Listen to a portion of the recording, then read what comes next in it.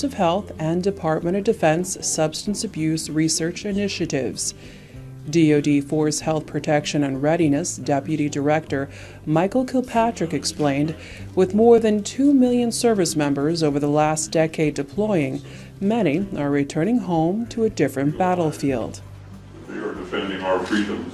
The National Institute on Drug Abuse among military personnel, veterans, and their families. We've seen the needs of our returning military persons are tremendous. There's such overlap among mental health problems and substance use disorders. NIDA is supporting a full range of research on everything from basic science studies that can help us understand the causes of these conditions and do a better job of developing new treatments, to testing interventions in field settings, testing prevention interventions that might work with family members to reduce the onset of behavioral health problems, and finally to do a better job of treating addictions in real-world settings as efficiently and effectively as possible.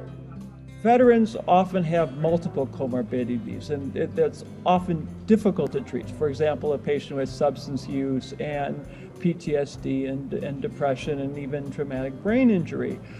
If we can get effective ways of delivering these components by computer, it's possible we can get the primary clinician to assess the complexity of problems that the patients have and then give them access to treatments that address each of those problems. NIDA research is looking at the consequences of war and ways evidence-based substance abuse prevention and treatment interventions may be applied across the military life cycle.